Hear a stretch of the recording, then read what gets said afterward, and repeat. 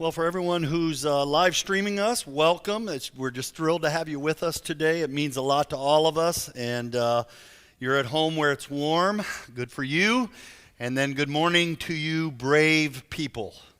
It's not like we had to ask you to bobsled in or anything. You went out to your vehicle and turned on the heater. You drove in. How hard is it really? But welcome. We're glad to have you today. We are in a series that will take us 16 months to complete. We are in the book of John. We are just now today going to finish up chapter 2. But this has been so good for me.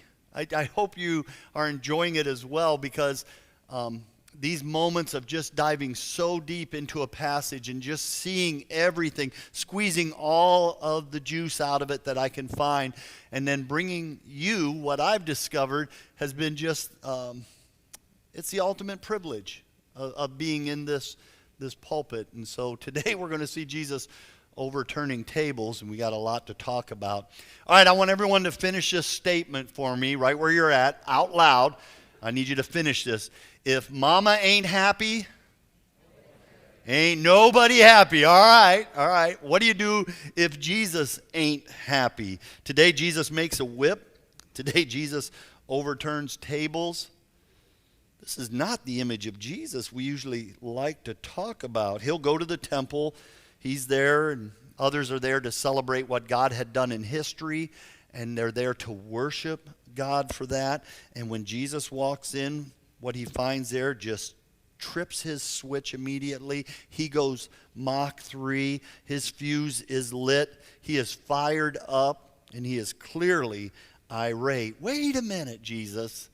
Didn't you tell us to turn the other cheek? Didn't Jesus tell us to be meek and mild and gentle? What is going on here? This is not the cool hippie version of Jesus we usually like to look at.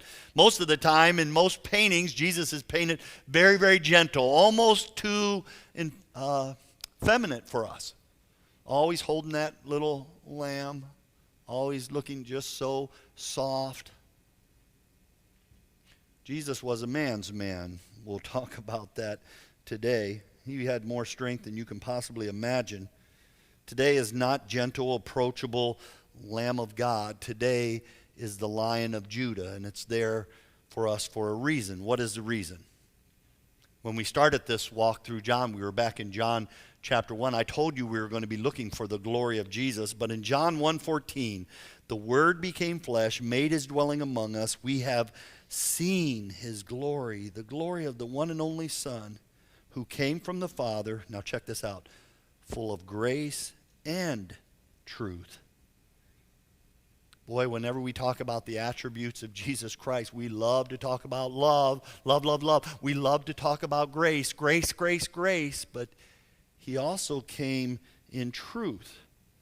Last week, we were at the wedding, and the grace of Jesus Christ was just flowing. And the very next moment, it turns to truth. In fact, the word grace is only used like 3 times in the whole book of John. The word truth will be used multiple times. We will see the word truth almost every week. And we live in a world that does not want to accept the truth of Jesus Christ. And today it's about truth. All right, let's get going. We're in John chapter 2, verse 13. When it was almost time for the Jewish Passover, Jesus went up to Jerusalem. In the temple courts, he found people selling cattle, sheep, and doves, and others sitting at tables exchanging money. Okay, first of all, critics love to point this out as a contradiction that Jesus went up to Jerusalem, because just before this he was north of Jerusalem. By any map he would have been coming down to Jerusalem, and they say, that's a contradiction. That's not a contradiction at all. Ancient Jews, when they talked about going to Jerusalem, always referred to it as going up. Part of it was because Jerusalem sat uphill, and so you're always traveling up to it, but mostly it had to do with the temple. The temple is there, and they loved that temple. That represented the presence of God. That represented that Israel was the nation that was being blessed. All other outsiders just stay away. We have the one real God. And so going up to the temple, they always saw it as a spiritually, we're going up to meet him. And so it's not a contradiction at all. Jesus sees all this selling going on. Is selling animals really going to be the issue today? No, it's not going to be the issue. It would be enough to fire any of us up, though. You see, when people went to Jerusalem during the Passover, they would go there to make a sacrifice for their sins. And so you'd have to have an animal. Most of the time, because people traveled so far, they showed up animal-less. And so the priest had animals there for you, but it was just high prices, just overpriced animals. If you did by some chance bring an animal from your own place, well, then you had to pay a priest to inspect that animal. And sure enough, over and over again, it was extremely rare that any animal would ever be found okay by the priest. They'd find some small imperfection which would disqualify your sacrifice. Well, don't worry about that. We'll get rid of your blemished sacrifice. We'll sell you one of ours, pure, beautiful, all ready to go. Some scholars even suggested that later on in that time of that festival, they would circle back in your own animal after they were convinced you were gone. So you could just see the scam that was going on. The money changing part, the money changing has to do with currency. You could not come into the temple with Roman coins. Roman coins had an image on it of a person, and you weren't allowed to have any graven images, so you had to exchange Roman coin for temple currency, and it was in that exchange rate was just so out of price. And so you could just see that the priest really had a scam going on here. The Jewish people were really working this area hard. And so it'd be easy to see if Jesus is upset about any of that. It probably has some to do with it, but it's not the main point of today's passage. Verse 15. So Jesus made a whip out of cords. He drove all from the temple courts, both sheep and cattle. He scattered the coins of the money changers. He overturned tables, verse 16. To those who sold doves, he said, "Get these out of here. Stop turning my Father's house into a market." Yeah, a whip. He drove them out. He overturned tables. Wow. This is a really, really intense Jesus right now. He's fired up. He's wild. I told you earlier he's a man's man. Why? Because those tables were not just little card tables, by the way. Those money changers had been set up there for a long, long time. Those tables would have been long. They would have been solid wood. They would have been extremely heavy. Jesus has a strength that we often don't pause to acknowledge. Men, when you and I are asked to imitate Jesus, we're not asked to be that soft. It's okay to still be strong. It's okay to still be a man and a follower of Christ. Verse 17, his disciples remembered that it is written, "Zeal for your house will consume me." Zeal for your, the heart that I have for the house of God consumes me, it was said in the Old Testament. They remembered that. We'll come back to that in a moment. Verse 18, the Jews then responded to Jesus, "What sign can you show us to prove your authority to do all this?" In other words, let me stop here. The authority part, they knew that one day a Messiah would show up and he'd clean things up in the temple. They expected that. So when they're asking him, "What authority do you have?" they're actually asking him, "Are you the Messiah?" They're not really excited for him to say he is, but they're looking for it. Jesus answered them, "Destroy this temple and I will raise it again in 3 days." You want a sign? Destroy this temple and I will raise it in 3 days. You need to know that the stones, the foundational stones of that temple had been laid way before Jesus was even born. It took a long time to put that temple together. It was a huge complex. But you know what? Jesus said, "Destroy it, I'll raise it up." They are not thinking what Jesus is thinking. Jesus is talking about his body, and they're thinking of that building. Look at verse 20. They replied, it has taken 46 years to build this temple, and you're going to raise it in 3 days? But the temple that he had spoken of was his body. Verse 22. After Jesus was raised from the dead, his disciples recalled what he had said. Then they believed the scripture and the words that Jesus had spoken. After the resurrection, the disciples put a lot of dots together.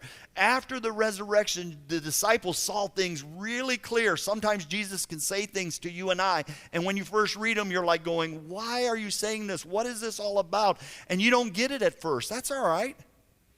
The more you spend time with Jesus, the more you see his life unwound in front of you, the more you begin to understand about him. By the way, this little moment of destroy the temple and I'll raise it 3 times, I'll raise it in 3 days, talking about his body, they didn't interpret it that way. They thought he was talking about the temple itself. We revisit that at his trial. This is said early in his ministry. 3 years later, they still remember it, and they use it as part of their accusation against Jesus. In fact, in about 15 months, we'll be back at that moment, and you'll get to see that moment right in front of your eyes, where they remembered all the way back. Oh, he said he'd destroy the temple and raise it back up. Still not understanding that they were talking about his body. This is a powerful moment in the statements of Jesus. Verse 23, now while he was in Jerusalem at the Passover festival, many people saw the signs he was performing, believed in his name. But Jesus would not entrust himself to them, for he knew all people. And that passage goes on to tell us he knew the hearts of men, which will be really important next Sunday when we have the story of Nicodemus, and Jesus knows everything about him. That's the transitional between chapter 2 and chapter 3. But I just love it that Jesus, they may have been believing in him, but he wasn't so quick to believe in them. Well, who's there? The Pharisees. This passage has been misused through the years. Some use this story as a license for their own anger. There are 3 kinds of anger that we are all aware of. There is rage, anger. Most of us in this room have failed in one way or another in that area. Rage is hitting, cursing, slamming doors, throwing things, threatening, harm, out of control anger. And we know what that anger looks like and feels like. There's also what's called repressed anger. That's where you push it down. You don't let it out. And because you push it down, you don't deal with it in a biblical way, that anger begins to harm you. It can hurt you physically, emotionally, spiritually sometimes when you're sitting on an anger and you're not dealing with it adequately. And then finally there's righteous anger, and that's what this moment is, a righteous anger. Now a lot of people claim righteous anger. What is righteous anger? Anything that breaks the heart of God and makes Satan giggle should stir us to righteous anger. What am I talking about? Child abuse, a child who's bruised, beaten, and mistreated makes Satan giggle. And that should stir us to righteous anger. A woman who's mistreated, my boyfriend got drunk and hit me. That should stir some righteous anger. Be careful here, though. Not everything that people claim as righteous anger is qualified. Ephesians 4 tells us, be angry, but do not sin. It acknowledges that there will be this emotion of anger sometimes inside of us, but don't let it lead you to a sin. Jesus is angry, but we know he does not sin. What I want you to understand about this moment of righteous anger for Jesus is that he reserved it. He reserved overturning tables for the most extreme moment. In fact, this is so far out of the character of Jesus Christ that he only uses this anger 2 times.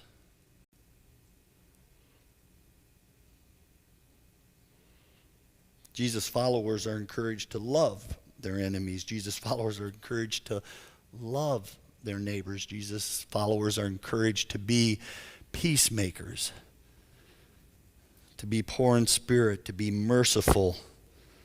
We're told that what will set you apart from the world is the fruit of the Spirit. And anger is not in that list, Galatians chapter 5. Love, joy, peace, patience, kindness, goodness, faithfulness, gentleness, and self-control. That's what separates us from the world, not our anger. But is anger really the real issue in this passage? It's not. Let's get down to what's really going on here. What's really going on here is Jesus is upset that access to the Father has been hindered. Jesus was all about outsiders getting access to the Father, even sinners, even Gentiles. You know, any Jewish person could get close access to the Father. It was the Gentiles that Jesus was concerned about, seeing that they could get close access, and it would seem that the priests did everything they could to block that access.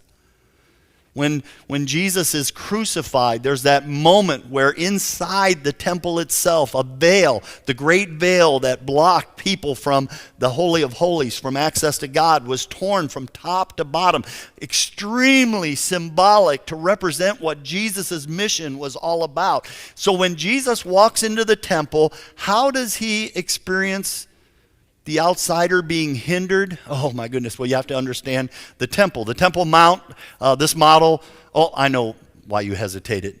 In Mark chapter 11, this moment is also captured in these words. Jesus said, "My house will be called a house of prayer for all nations," underlined, for all nations, "but you have made it a den of robbers." That is such a curious phrase. It's actually a quote out of the Old Testament. It's a quote from Isaiah. No priest wanted to be reminded of the Isaiah passage, by the way, because they had worked so hard to create a block. Now, let me show you here on the drawing. This is a model of what the Temple Mount would have looked like. It was huge, by the way, acres and acres big. That porch over on your far left is where Jesus did a lot of his teaching. That's where people believed. That's where people saw miracles and signs. The big, tall part, that is the temple itself, the Holy of Holies. It's a court of priests. They're the only ones allowed that close of access. And then the next court is the court of Israel, or the court of the Jews. Jewish women, Jewish men had places in there. And then everything else was considered the court of the Gentiles. Where did the priests put their market for all these animals? In the court of the Gentiles. They crowded the court of the Gentiles with their market, and that's what hindered even Gentiles from getting close to God. And why was Jesus fired up? It wasn't about selling. It was about access for the one who's far out to be able to come near. Isaiah 56, a long time ago, gave reference that this would happen. That one day when the Messiah came, that the Jewish people and Gentiles would find themselves worshiping together. In fact, even someone who was self-mutilated could find access to the Father.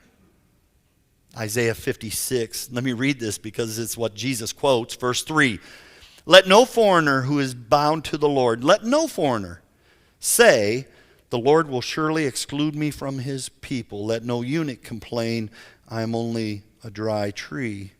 For this is what the Lord says to the eunuchs who keep my Sabbath, who choose what pleases me, who hold fast to my covenant. To them I will give within my temple and its walls a memorial." I'll give a name better than sons and daughters. Jewish people love to claim sons and daughters.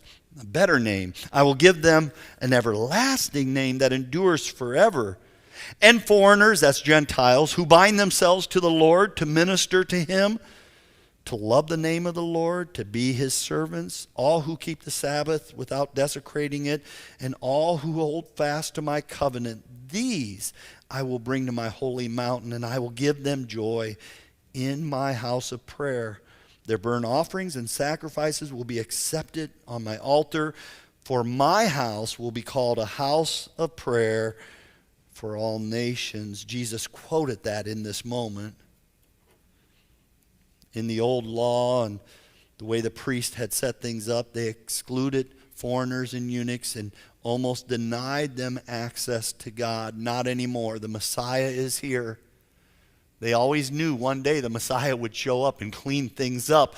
By what authority do you do this, Jesus? Not making room for the outsider can really set Jesus off. This isn't a story about money. This isn't a story about selling. It's a story about salvation and allowing those outside to come close. It's a little bit about what our 10,000 Reasons campaign is all about. It's about making room. It's about making it easier for people to come in. It's about having a welcoming place. It's about having a safe place. That's what we're trying to establish here. And then a mass invitation throughout our community and through the lives of your neighbors and your friends. Come, that you get access to the Father just like we did. By the way, unless you're a Jew here today, you and I would have been in that Gentile court. And we would have had a hard time navigating to worship God. Not anymore. In fact, because of Jesus, we're no longer outsiders. We're no longer spectators. We're no longer strangers. We're no longer foreigners. We're no longer excluded. We're no longer banned. We're no longer prohibited. There's no racial barriers here. No one with any physical limitation will be kept away. No nation disqualified. Jesus has thrown everything that could possibly hinder us from the Father out of the way. He has overturned it. Our sin, which will keep us separated from the Father, if you'll let him, he'll overturn that. It's gone. We came and we beheld his glory today, the glory of the only Son of God. Jesus would rather die than to not have a close relationship with you. Yeah, you're that valuable to him. He's that committed to you. The reason many of us are here today in worship is because he overthrew all the barriers for us. Now we get to go out and help others have their barriers removed too. Yeah, somewhere out there, God's about to use one of you in a very special way to bring someone else close to him. I wonder who it will be this week.